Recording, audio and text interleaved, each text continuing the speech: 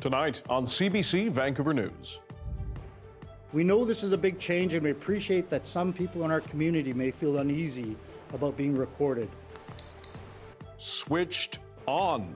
Some Vancouver police officers are now wearing body cameras. The plans and concerns. Plus, she's had 8 kids, 15 grandkids, and 5 great-grandkids. An orca matriarch and pillar of her species is presumed dead after not being seen on the West Coast for almost a year. And they'll give it a lick, and if they like it, they'll keep licking. Must you do that? People in northern BC are asked not to let moose lick their cars for salt. This is CBC Vancouver News.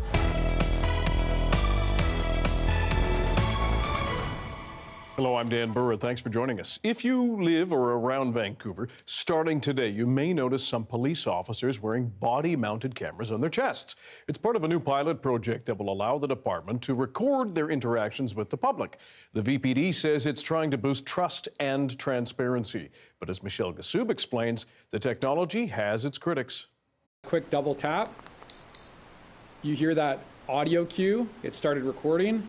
Vancouver police demonstrate what their chest-mounted body cameras will look like and how you'll know they're switched on and recording. There's a visual cue as well, the red lights on the front, because in the end of the day, this isn't meant for secretive recording. Like, we want the public to know that we're recording. Starting now, 85 traffic and patrol officers will be wearing this hardware. Part of a pilot project they hope will build public trust. Officers will turn the cameras on if they anticipate they'll need to use force to respond to an incident. Any officer who activates a body-worn camera will inform a person that they're being recorded as soon as possible, unless doing so jeopardizes the safety of an officer or a member of the public. But the cameras won't be turned on all the time. For example, while at the office filing paperwork, while on patrol, or having a private conversation with a colleague. The VPD has long asked for this equipment, but the cost of the hardware and storing all the footage has been prohibitive until now.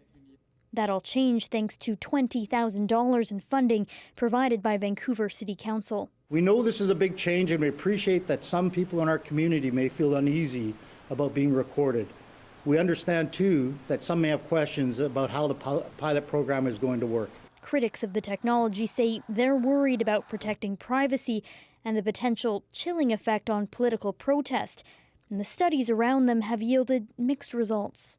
Does the presence of the cameras reduce the police use of force? And 2, does the presence of the cameras reduce civilian complaints?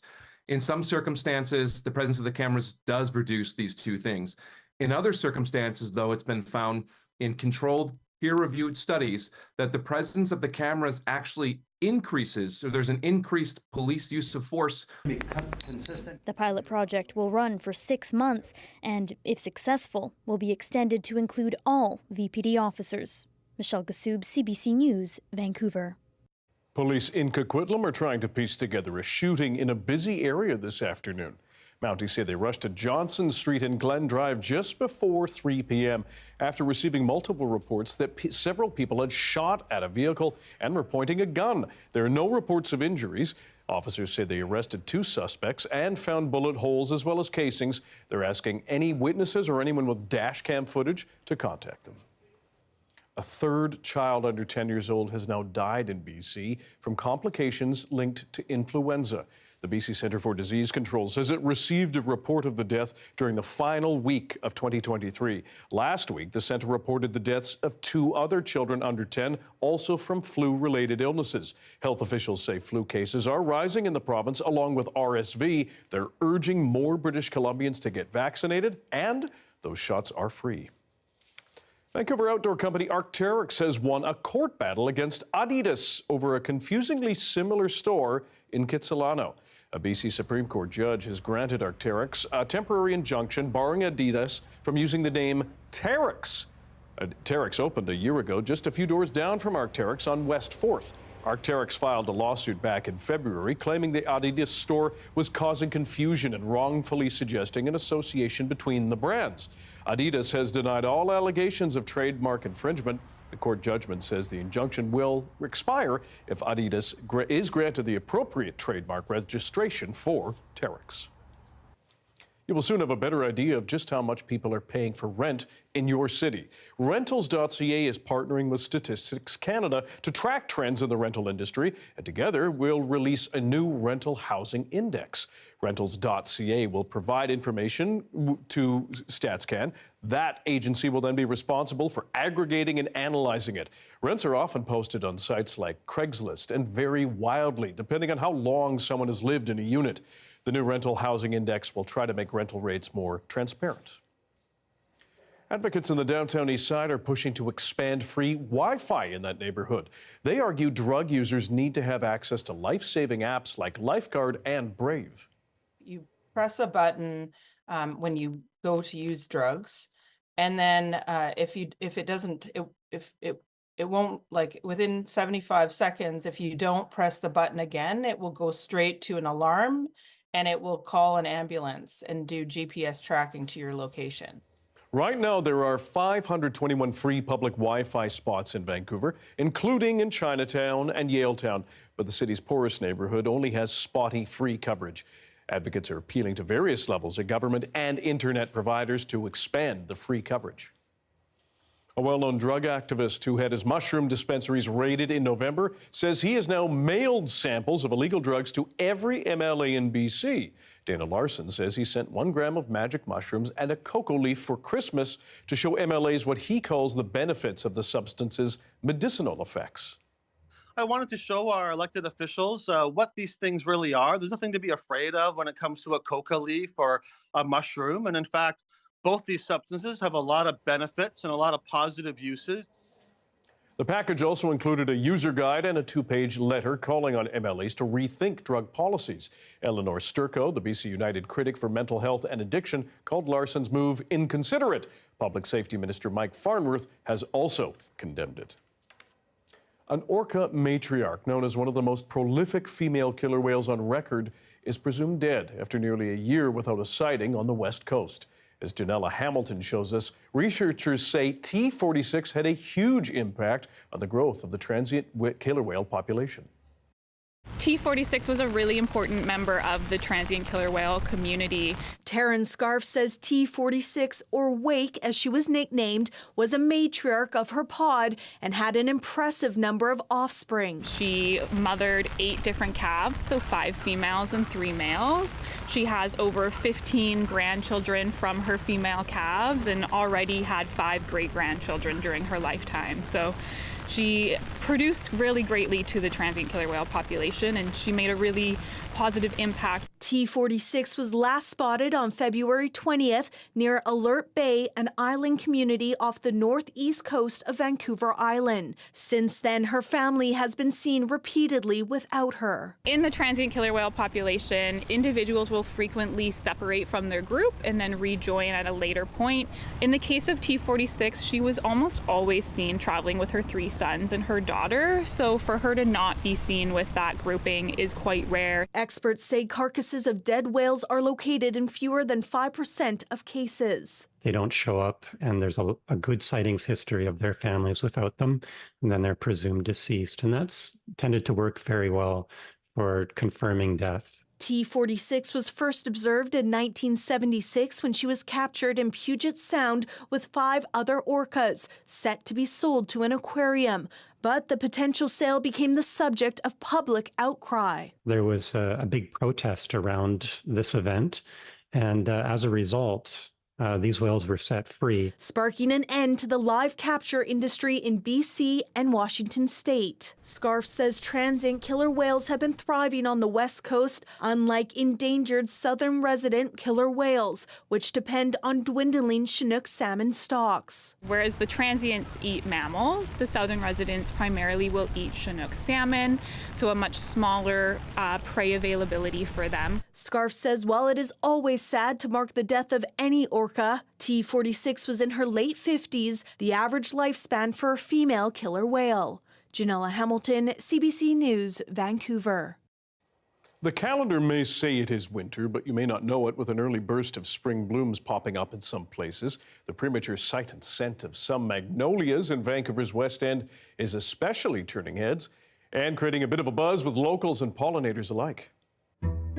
So today I was at my brother's place, and then I was coming out and I told her to look, there's the flowers already coming out again, and it was weird for me because it's already winter, right? So I didn't expect this, I didn't expect there's a flower. Living in the West End, the daffodils and the crocuses always come out in January here often, so that's not quite a surprise, but the magnolias and flowers that don't usually come out till April, that is kind of weird. I thought someone was wearing really strong perfume the other day, but there was no one on the street, and I realized that some of the bushes were giving off flower aroma to attract hummingbirds or something like that. And I've noticed the magnolia tree not far from me that the buds are all ready to burst, which is really strange because, of course, it doesn't happen until March usually. The magnolia, the white magnolia over there is a Japanese magnolia, and it blooms in the winter. We've already had crocuses come and go. And it's January, right? So, yeah, I don't know what to say. We've got robins everywhere. I'm kind of enjoying it, but at the same time, it makes me very nervous. This is not right. And it's all across the world, I think, climate change. For me, it's also about the insects and the bees, the pollinators, giving them a place to come and have a food source and safety. Look who's back. Ladies and gentlemen, people of all ages. Doris Madavi joins us with a first look at the weather. Welcome back. Happy New Year. Thank you. Happy New Year. Glad to be back. Good stuff. And you have a little fun fact about this, don't you? Yes. It's sort of a story that's sort of related to this, because I was looking earlier today at a new study that just came out looking at what's happening with flowers around the world. Because as we know, pollinator populations are in decline, largely because of habitat loss and our use of pesticides. And so scientists are wondering what effect that might have on the evolution of flowers, because many flowers actually rely on pollinators to, fertilize their seeds, because the pollinator, the bumblebee, comes, takes a drink of nectar at one flower, gets some pollen on it, travels to another flower, and then that pollen can fertilize the seeds of the other one. But it seems like flowers are starting to depend less on pollinators because their populations are declining. So we see flowers self-fertilizing themselves more often. So they're sort of evolving to compensate for our decline in pollinator populations that we are causing, and they're evolving to have less sexual reproduction. So we are forcing plants to have less sexual reproduction. That's my fun fact. It's not something you'd expect. Now, turning to the weather, we are not expecting to see those blooms that we saw last too much longer, because things are going to cool down. Now, we do have several, you can see that we have had some precipitation across parts of BC, but we're expecting to see that as we have some more systems roll in over the next few days, freezing levels are going to drop across BC, especially here on the coast. And so a lot of this rainfall that we've been getting is going to turn to snow. So potentially some good news for the local mountains and other ski resorts that are still sitting at around 20% of what the snow bases they usually have this time of year, including Whistler. Now, if we look at our temperatures, you can see this Arctic air start to make its way further south. That is expected to continue over the next few weeks. So expect that temperatures will continue to drop and things are going to get much, much cooler. So we've been sitting above seasonal for a while. We might even dip below seasonal starting next week. Now, if you take a look tonight, our lows are quite not too chilly, really. Some places not much below seasonal, mostly above seasonal for the most part. But if we zoom in, we can take a look at our handy dandy snow accumulation map and see that indeed the local mountains are expected to get some snow over the next few nights as temperatures dip below zero. Freezing levels come down across parts of the mountain. So expect, even though we got a bit of a rainy forecast tonight and into tomorrow morning here in Vancouver, going to be a snowy one for the mountains. It's never boring with you, buddy. Welcome back. Thanks, Dan. 21 years ago, people gathered in protest at a downtown east side department store. Their calls for more social housing and how that part of the city has changed is coming up.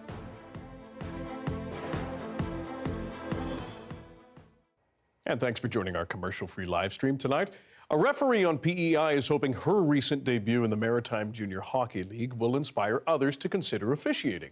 Ellen Dixon says the number of female officials is growing, and as Nancy Russell reports, she'd like to see even more. This is where Ellen Dixon started officiating. She grew up in the North River Minor Hockey Association and started reffing at the age of 14. Two goes spread eagle. This is Ellen Dixon on the ice in Summerside, making her official debut in the Maritime Junior Hockey League, one of 7 female officials in the league. In some ways, it's funny because it was underwhelming. I was nervous going into it, but at the same time, it's just another game of hockey. It was just about adjusting to the tempo and the speed, because the game wasn't overly intense. It wasn't a very close game, which I think was a great way to get my feet wet in that league. But overall, I was working with a really great crew that have worked that league quite a bit, so it made me feel really comfortable that I was supported by the people I was on the ice with. Dixon says she hasn't always felt that support, especially when she started reffing games in AAA male leagues across the island. Certainly, I've had comments based on my gender that I should go back to reffing girls hockey, especially when I started working more elite sport. That was always interesting because I feel, gender doesn't have too much of a say in my ability to skate or my ability to understand and apply a rule. There was certainly some kickback there, but I certainly took it harder when I was younger, but I've developed sort of a water off a duck scenario in that from here on out, yeah. Now Ellen Dixon wants to support other female officials.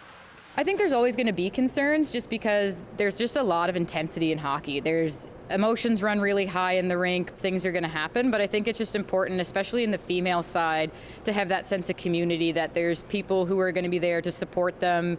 The manager of officiating for Hockey PEI says the number of female officials is growing, up 22 this year to almost 60 across the island. Stephen Green says having Ellen Dixon as a role model is making a difference. Well, I think it gives them a little bit of inspiration, maybe, or maybe helps give them a sense that I can actually do something like this, like this is not out of reach for me. It actually helps the parents, too, realize, that your daughter wants to play hockey, but she can also be an official, too, as well. Ellen Dixon says her dream is to officiate at a national university championship, and she hopes she can also help others to reach even higher. Maybe I'll help some girl get to that international level, right? So maybe I think my role there might be more in, let's find the next one. It might not be me, but let's find the next one. I'll walk so they can run.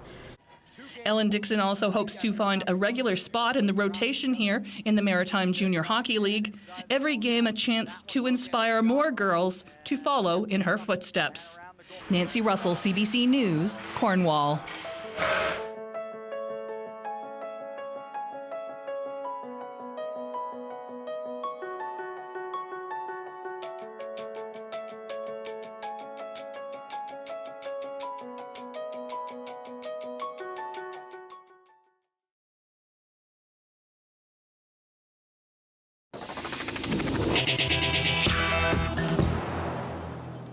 It is Throwback Thursday, and we are diving deep into our vast CBC archives. 21 years ago, the City of Vancouver bought the Woodwards department store from the province after years of it being abandoned. The plans for the building triggered widespread protests, with activists squatting it in the fall of 2002. They were calling for more social housing in the neighborhood. It's being touted as the beginning of the revitalization of the downtown east side. The old Woodwards building has got a new owner. This afternoon, the mayor of Vancouver announced the city will be buying the old department store from the province for $5.5 million. The province will be giving us 100 housing units within the complex once it's built for deep core disabled seniors. We haven't quite worked out what that will be, but there'll be 100 units in there. The old NDP government bought the abandoned Woodwards building for almost $22 million in early 2001. Factoring in some maintenance, upgrading, and loan costs, BC taxpayers are expected to foot a bill in the $20 million range now. The social housing units will be in addition to 200 market value suites, as well as retail and office space. Woodwards is crucial to the health and welfare of the downtown east side. In addition to that, we believe that not only is it crucial to that, but we're trying to, along with the big corporation, to make the Olympic Games socially responsible.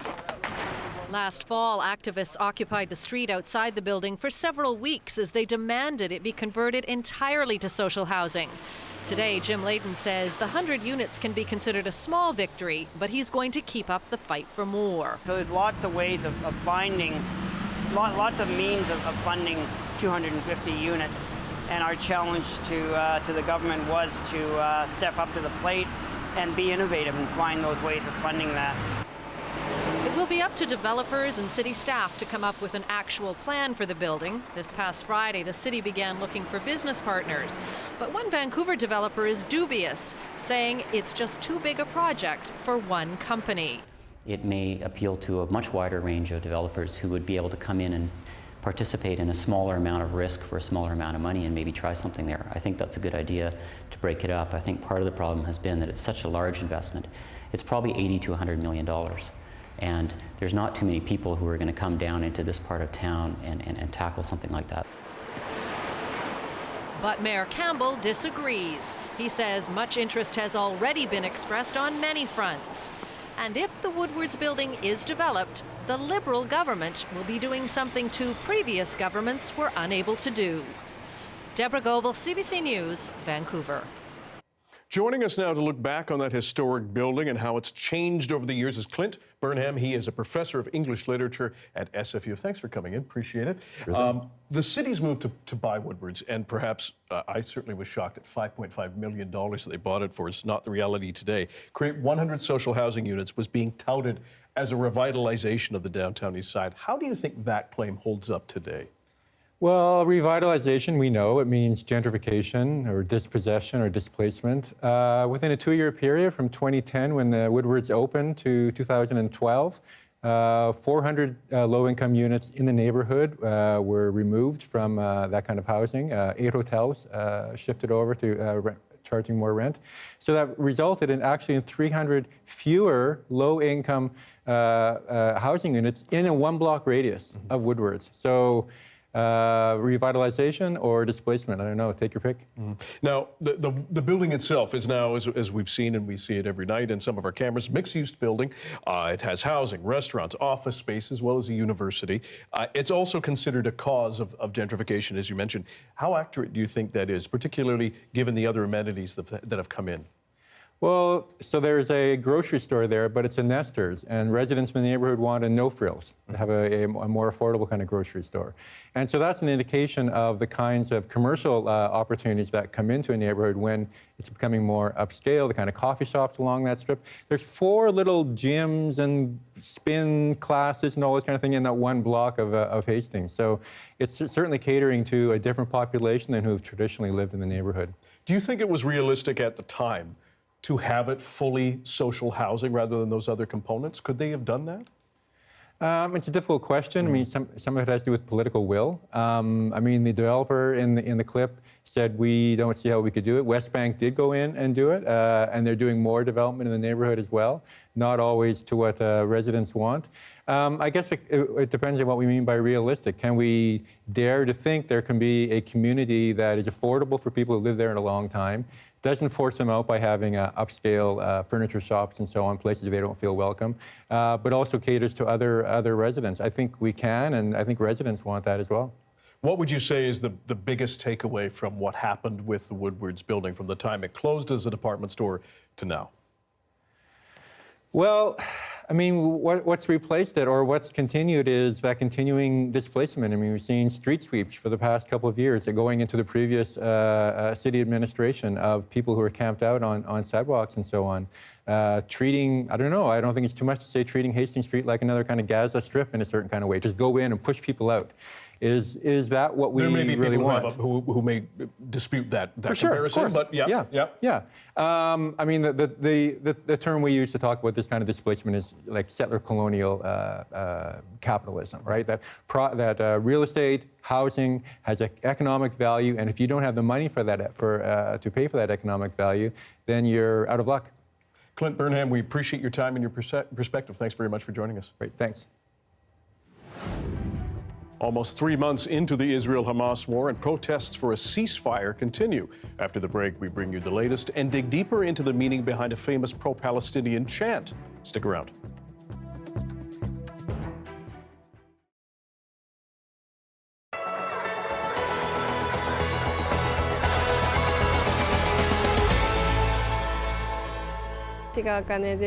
My name is Akane Sha. At 22 years old, Akane Sha is the youngest player in the PWHL. She's also the only player from Japan, a country that's women's team has never finished higher than 6th in the Olympics, making the forwards leap and debut in the North American Pro League that much more remarkable. I started playing hockey outside, just kind of like pond hockey style, and then just kept playing, and I had ambitions to play overseas eventually. So when the opportunity came to try out for Ottawa, it was a no-brainer. Akane Sha already with a couple chances so far. Moving to a new country and learning a new language has been a big change, but she says the transition to Ottawa has been easier than expected. Obviously still learning English, and there's a long way to go, just with help from everyone else and the teammates being very thoughtful of the language barriers, and they're using just simple vocabs and easy sentences, so I think the communication part's been better than I expected. Ottawa's head coach's hockey background also helps. Carla McLeod was the assistant coach for the national team in the 2014 Sochi Olympics. As for how well she can speak Japanese, it's mama, which means so-so. So I've certainly spent a lot of time there, have enough words that I can randomly speak some Japanese to Akane, and she just shakes her head and smiles because she knows I'm just being kind of a dork. Overall, the language barrier hasn't been a major setback on the ice or with the team. At the end of the day, the language that I'll speak is hockey, and she's a very good young hockey player. With only one game under her belt, she's already gaining fans in Ottawa, including the ambassador of Japan to Canada. The woman, just on her own, coming to Ottawa, becoming the big player, that she can change the world. Last night's sold-out home opener marks a solid start for the women's new pro league. And to Coach McLeod, this season is bigger than winning or losing. It's about what the league means to young athletes, no matter where they're from. You know, the dream's now available to all of us. It doesn't matter if you're a boy or a girl. It doesn't matter if you're from Canada, US, or Japan, or Czech, or Germany, or Hungary. You have opportunities in our game. A total of 24 games each this season. Playoffs take place early May. Celeste Kerr, CBC News, Ottawa.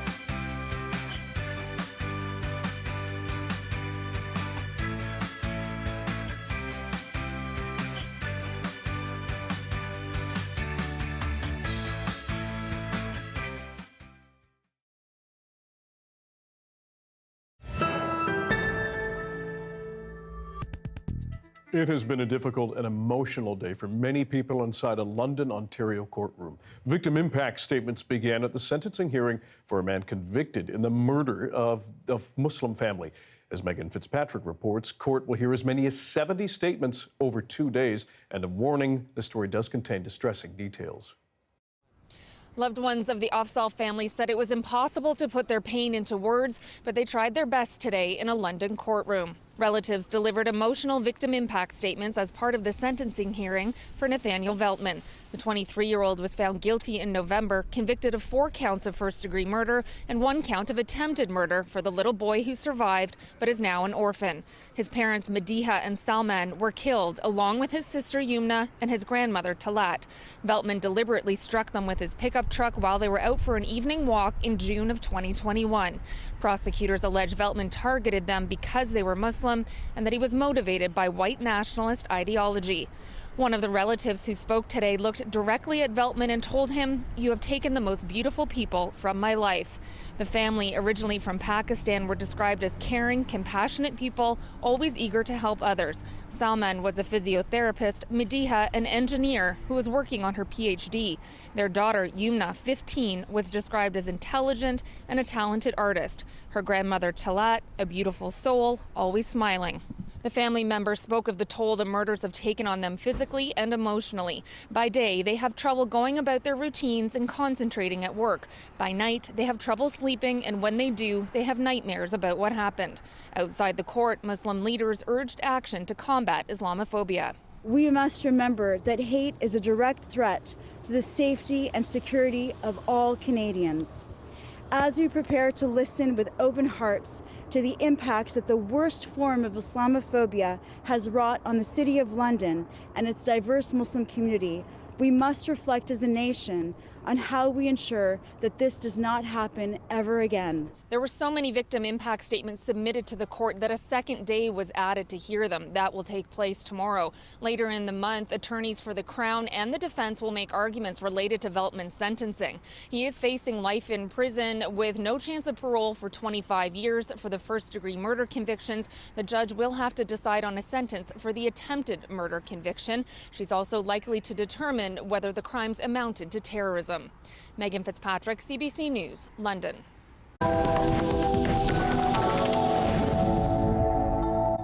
Officials in Hamas-run Gaza say 125 people are dead after another day of Israeli bombardment.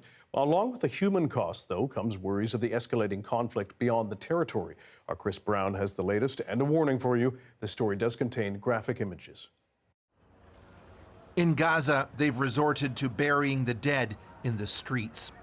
After almost 3 months of near-constant Israeli bombings and IDF soldiers occupying vast swaths of north and central Gaza, cemeteries are now anywhere with space. My father died on December 7th, said Ibrahim Ahmed. We could not bury him until today. The Jews took over all the cemeteries, he said, so now we use any empty space, including between shops and next to the roads. And more fresh graves are needed, including 9 for children killed in an overnight Israeli strike on Khan Yunis. The bombs hit a tented area packed with people who had fled from other parts of Gaza. Ahmed Abu Hatab brought some of the tiny bodies to the hospital. The house next to us was hit, he said. There's nowhere safe in Gaza. The attacks in Gaza come amid rising tensions in Lebanon. Thousands in Beirut came out to mourn Saleh al-Aruri. Hamas's number 2 man was killed in a drone strike on Tuesday, presumed to have been carried out by Israel. With Iran-backed Hezbollah warning of retaliation for his death, Israel's army released this video of top commanders near the Lebanese border. Our readiness is at its peak, said the Army's chief of staff. The U.S. Secretary of State Antony Blinken returns to the region Friday with a statement indicating his goal is to try to reduce the tensions. But at a meeting between Israel's Prime Minister and U.S. Republican Senator Lindsey Graham, neither man spoke of any course corrections. Destroying Hamas, releasing our hostages, making sure Gaza doesn't become a threat again. And we have your back. Thank you. Gaza, meanwhile, gets more unlivable by the day. On top of everything else, rain and broken pipes have left areas such as Jabalia flooded, meaning living amidst raw sewage is the latest deadly threat. Chris Brown, CBC News, London. The conflicts in both Ukraine and Gaza have pushed civilians to seek safety abroad. But for those hoping to find sanctuary here in Canada, the response to Gaza has been very different from the response to Ukraine. Evan Dyer tells us how. Reem Sultan's family in Gaza in happier days. Now their neighborhood is rubble and Sultan is desperate to get them to safety. And Canada's expanded program to get more Gazans out offers small hope, she says. It is very disappointing, especially when we compare it to other programs that were offered to others. Canada is offering temporary sanctuary to family members of Gazans in this country, but the number is capped at 1,000. a tiny fraction of the 200,000 Ukrainians allowed to seek refuge in Canada, who didn't need to have family connections in this country at all. Ukrainians were also offered newcomer services and help seeking jobs. None of that is on offer for Palestinians. We're not asking for anything different. And so if Canada is not doing that, Canada is telling us we are second class. We don't matter. I don't understand where the 1,000-person cap came from. Lawyer Debbie Rackless is helping several Gazan families to get people out. It's very hard to tell people, who do ask, like, why is my family being treated differently? And like, I don't have an explanation for that other than some pretty nasty ones, and it's sort of about how this government feels about Palestinian people. Complicating the picture are recent statements by senior figures in Israel's government calling for the displacement of the entire Gazan population. Those comments were condemned by US, British, and European officials, though not by Canada. The talk of expulsion adds to the fear that anyone who leaves now will never see Gaza again. The word back home is that if you leave, you will lose that right of return. Canadian officials say this country's housing situation doesn't allow for a program as generous as the one for Ukrainians. As for the numbers cap, that may yet change. And they say they haven't yet spoken to Israeli counterparts about who might be able to leave Gaza, much less who, if anyone, might be allowed to go back. Evan Dyer, CBC News, Ottawa. The war between Israel and Hamas is about to pass the 3-month mark, with Israeli officials suggesting it could last months longer. The rallies calling for a ceasefire are also expected to continue. One slogan often heard at those protests has prompted accusations of anti-Semitism. In November, Thomas Dagler looked into its meaning and why the context matters. At big pro-Palestinian rallies like this one in Toronto, you'll hear it. From the river to the sea, Palestine will be free. Some see it as a rallying cry. Others consider it a call to eliminate Israel. In Montreal, too, you could hear that phrase over the crowd of thousands.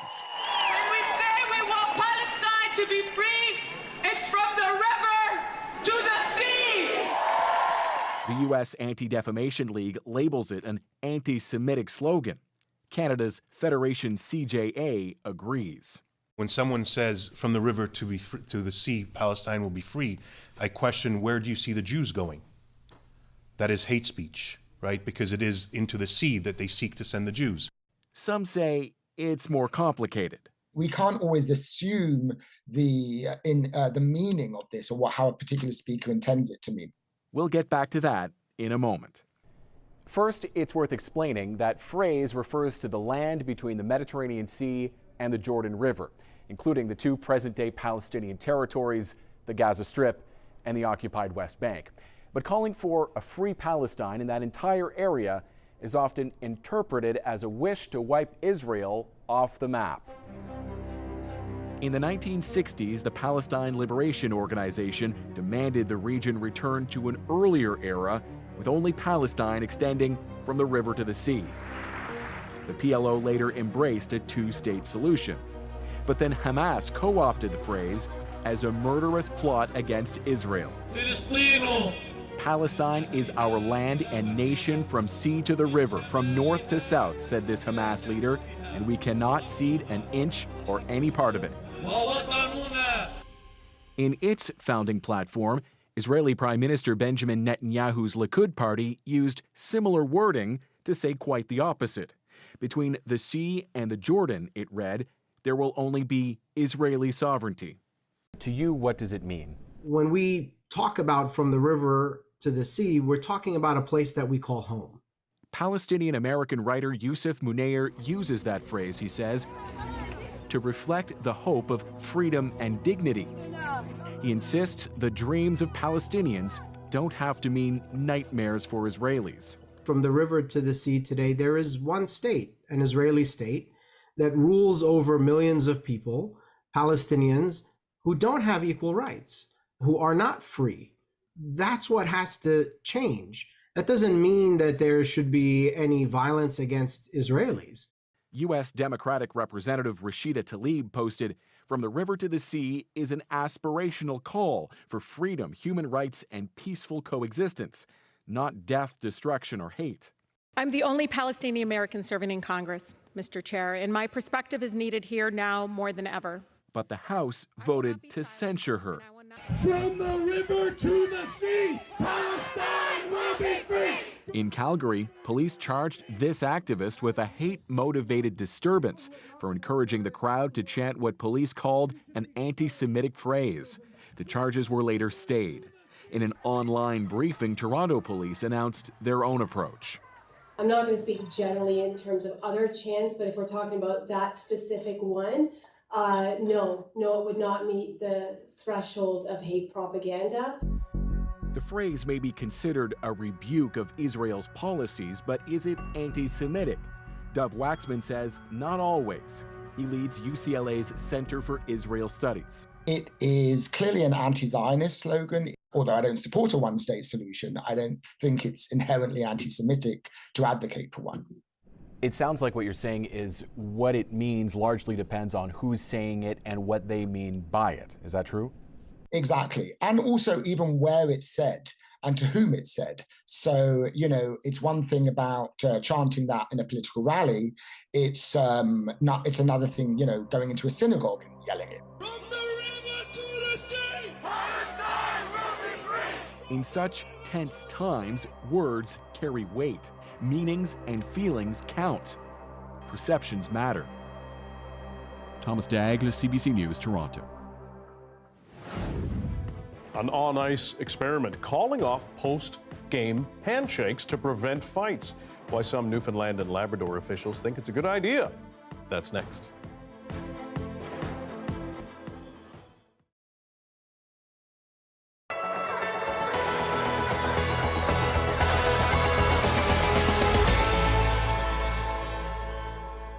It's orientation day for many international students, trying to find their dorm rooms, but checking in without internet or email access. Grenville Campus is in an IT lockdown. Not all IT services are currently inaccessible. So any IT services that are run through the St. John's campus are actually operational. And one of the things we have at the university is a mun.ca address for every single employee and student, including all of those here. Online classes start tomorrow. Regular classes Monday, possibly without Wi-Fi, email, or any IT services. It is at this point unclear what computer systems faculty will actually have access to by that time. And it is also unclear how the employer expects its employees to do the work they need to do in order to be ready to deliver those classes on time. So right now it is feeling like as an academic staff member, it's feeling like this is being a plan that's being made up as we go along. Sutherland agrees that planning teams are trying to adapt. He doesn't know if data was leaked, lost, or stolen. He also doesn't know if the incident took place on December 29th or before. But the school did report it to the National Cybercrime Coordination Center, a unit of the RCMP, on the 30th.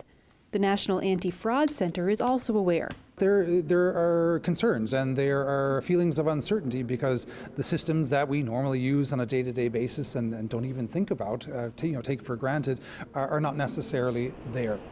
Grenville is taking steps to protect academic, research, and administration activities. A professor with the university who specializes in cyber attacks, who is not privy to this particular incident, says a motive can come from anywhere. So there's lots and lots of reasons why somebody might be interested in gaining access to university systems. Some of it could be about technology that's kind of pre-commercialization, intellectual property theft and stuff. In some cases, it could be a very vanilla, box standard kind of motivation like ransomware or something like that. We don't really know in this particular case, but there are lots of reasons that somebody might be interested in causing havoc, and it might be, as they say, for fun or for profit. One good thing, the fast-acting IT shutdown at Grenville means the cybersecurity breach is contained to one location. The really kind of comforting thing is that actually we don't have a province-wide outage. As of right now, all IT services are still down on the campus. ATM machines aren't working, debit machines aren't working, but students are still trickling in, signing in to their dorm rooms for another semester. All while the university investigates this cyber incident. Colleen Connors, CBC News, Corner Brook.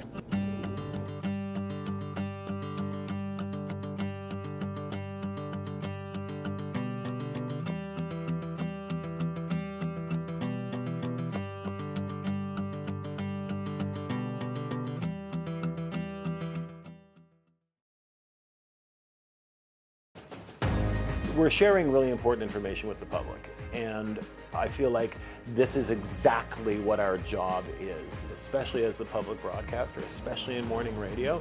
That's incredibly important.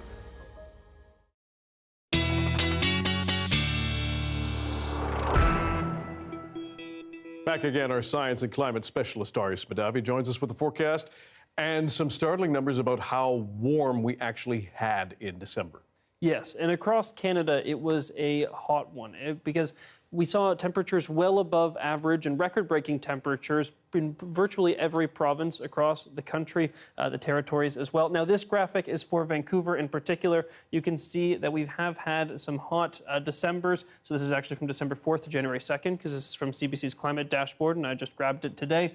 So over the last 30 days, we have had the hottest last 30 days ever recorded, and by quite a margin. Now, this is compared to average 3.5 degrees Celsius warmer than we usually see temperatures this time of year. And so I checked multiple locations on the south coast, all the same story within the top 5 hottest last 30 days on record. I looked across the province. It seems like we had the hottest December on record for BC, and across Canada, many cities, including Toronto and Montreal, saw a similar story. So it has been a hot one, largely because of El Nino.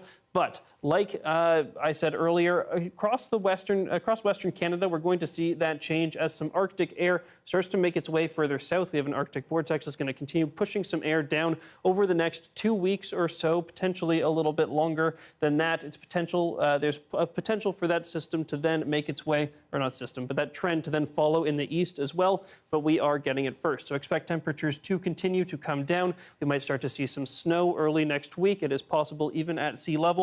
Good news for, the local mountains that are really wanting for snow. Whistler as well, where they're seeing, again, around 20% of the snowpack they usually have this time of year. But not so good news for the roads here in Vancouver. Now, if we take a look at the systems that are going to roll through, we see one come down, hit Vancouver overnight tonight. That continues on its way. And then the next system comes tomorrow. We see some continuous rainfall throughout parts of the day, scattered rainfall at other parts, and that is going to continue rolling through. And then we get a bit of a break later in the weekend here on the south coast as a bit of a high pressure system sets up. But if we zoom out to the rest of the province, instead what we're looking at is plenty of snowfall in the southern interior as those systems roll in. So it's not going to be much of a reprieve for if you're in certain parts of the province. The snowfall not making its way to northern BC this time around, although it has before. And then there at the edge, you can see that next system start to roll in. So in terms of accumulation, plenty of precipitation coming to parts of the province, but nothing too intense. I'm not expecting any warnings or anything like that to pop up, although some strong winds very likely in the north as this current system continues to roll through. And then lastly, if we take a look at our conditions across the province, not too bad. Tomorrow, still pretty settled. But here in Vancouver, we do have quite a bit of change coming as we see those freezing levels drop as we get later in the weekend, and potentially we see some snowfall make its way to Vancouver early next week. Something to look forward to, perhaps. Thanks, Darius. Thanks, Dan. Home sales dropped by double digits in Vancouver and Toronto last year. High interest rates and slow housing starts mean the sluggish real estate market could continue into 2024. Mike Crawley has more on what we can expect. The real estate market in this province right now is in a deep slump. Stats reveal that the number of homes actually selling is far below how many are listed. That's not to say that supply is overly high in Ontario's market. It's just that sales levels are just so darn low. We're talking about multi-decade, 20, 24-year lows in individual home sales, like the number of homes sold. Industry forecasts predict this sluggishness to continue through the first part of the year, at least until there are significant cuts to mortgage rates. The real question that we're going to be faced with in 2024 is how fast will interest rates decline, how quickly. Another trend to watch for as the new year unfolds, whether sellers will get nervous and start asking for less. It's a combination of these high prices and high interest rates that is keeping a lot of buyers out of the market right now. The condo sector is in particularly bad shape, especially the pre-sale market, dominated by investors. Over the next 12 to 18 months, we'll probably see more investors unloading properties just because they can't afford to have, so much debt at today's interest rates. Those interest rates are also dampening the pace of new home construction because developers face higher financing costs. Throw in pricier building materials and a labor crunch, it's all dragging the Ford government further off track of its target for 1.5 million new homes by 2031. Canada-wide and Ontario, of course, we're expecting housing starts to fall in 2024, so the pace of housing starts will kind of come off. We need more housing supply, but supply's declining when we need it, and our population continues to boom. Huge increase in population, ongoing increase in population, and reduced housing starts. It's a recipe for disaster. Meanwhile, cities around the province have given the green light to housing projects totaling tens of thousands of new homes. Yet when you get a peek behind the billboards, construction is yet to begin. Mike Crawley, CBC News, Mississauga. Despite Canada's housing slump, a new project by Habitat for Humanity is helping 6 Montreal families achieve their home ownership goals. And as Valeria Corey-Minocchio shows us, there's no down payment required. In just a few months, Inès Moret and her 13-year-old daughter will be able to call this building home. I feel so glad, and for me it's like a new life, and my dreams come true, I would say. As a single parent, she says being a homeowner won't just improve her life, but her daughter's too. Without Habitat pour l'Humanité, I was scared that I cannot live in Montreal anymore because of the prices.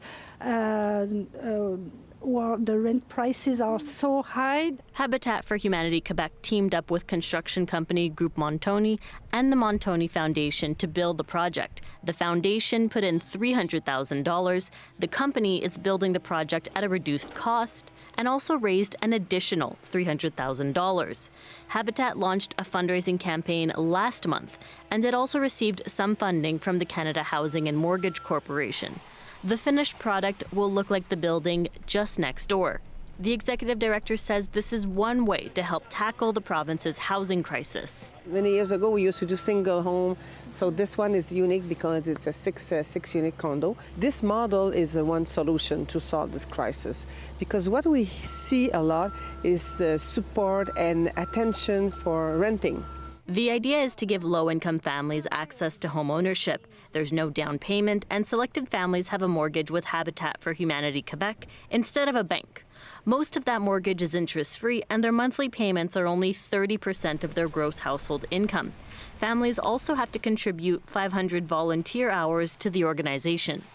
Becoming a homeowner is a way to build capital, build equity, which obviously brings you financial stability and is something that you can pass down to your children. It also makes families more involved in their community, so it's got a greater social impact. The nonprofit will stay in touch with the families after they move in this summer with annual financial reviews and helping answer questions about upkeep and maintenance. Meanwhile, Day says the nonprofit wants to do more projects like this, but it also needs help from all levels of government to make it happen. Valeria Corey-Minocchio, CBC News, Montreal. A hockey experiment in Newfoundland and Labrador is making headlines around the world. Minor hockey officials have banned post-game handshakes to ward off post-game fights. As Terry Roberts explains, the move follows a record string of altercations. It's a display of sportsmanship, rooted in tradition. But these handshakes are taking place before the game. After a ban on post-game glove taps in Newfoundland and Labrador that began in the new year. There is the events that start in the handshake and spill off the ice. Hockey NL says it had to make a change, that the number and severity of altercations during the post-game handshake were on the rise. So Hockey NL's minor council issued a surprising and controversial edict just before Christmas. And there's data to support that theory. According to Hockey NL, Newfoundland and Labrador ranks second across Canada when it comes to incidents, both on and off the ice.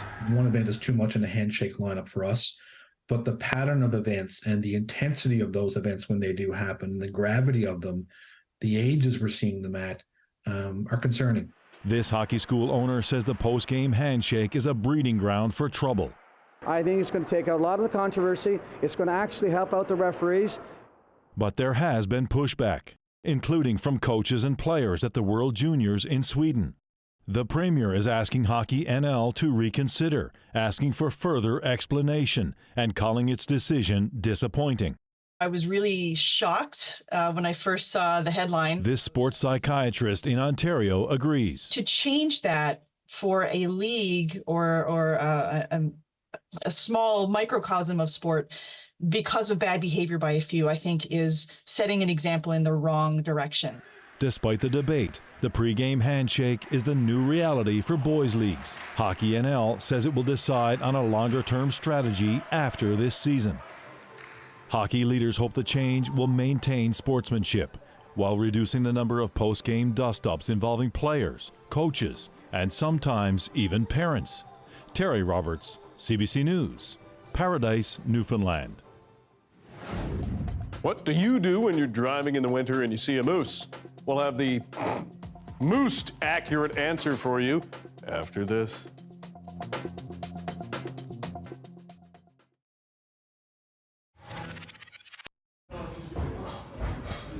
Justin Marriott has been in love with wrestling since he was 3 years old. 30 years later, he's living his dream, getting ready for his first professional match. I'm very proud of myself, and I'm happy to have graduated from the academy and to start my wrestling career. And I'm hoping to inspire people with my story and show that deaf people can do anything. Speaking through an interpreter, he explains he's tried in the past to get involved in wrestling, but has been shut down. When I was 19, I thought I was ready to get into wrestling at school. And it was 2009, and they said that it wasn't an option for me because of communication barriers. He's found a home at Kaizen Wrestling, who are finding ways to support him and working on his wrestling moves. There is a lot of miming that happens in practice sessions at this Dartmouth gym. We use a lot of sleight of hand and a lot of things that other people don't know about that we utilize so that we communicate in the ring together. He goes by Deaf Power. The owner and coach at Kaizen sees his achievement as something special. He's been involved in wrestling for 24 years and has never met a deaf wrestler before. Just determination. He's a hardworking person. He's constantly studying, constantly getting better, and doing this on top of being a new dad and working to take care of his family. His wife and 9-month-old daughter will be there with him before his match against Sébastien Desrosiers. He's just another wrestler, and I gotta break him. No. I'm very honored to see that he's actually being able to overcome being deaf, of course. But I'm excited. I want to see him look. I want to see him shine. And I will take down absolutely anybody in my way, thanks to Deaf Power. Justin's ready to show the world what Deaf Power is all about. And I already know. Gareth Hampshire, CBC News, Dartmouth.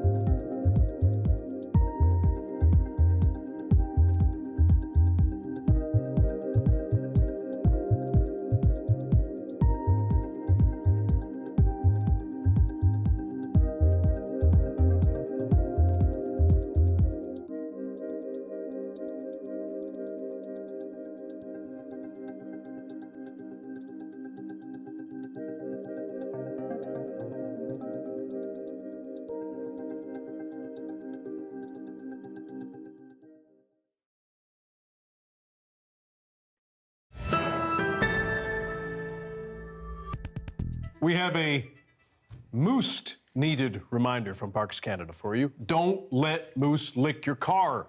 People in northern BC have reported moose coming up to their vehicles and taking a lick. In the winter, moose are often on the lookout for other sources of salt, as they can't get their usual salt from aquatic vegetation, like they would in the summer. So they'll lick the salt from the roads, or if your car that's driving up and down those roads, getting it splashed all along the fenders, is collecting it. Moose will come up to cars that are covered in road dirt, grit, and salt, and they'll give it a lick, and if they like it, they'll keep licking. No kidding. Well, moose are able to get their licks in this way. It does pose a risk to their safety.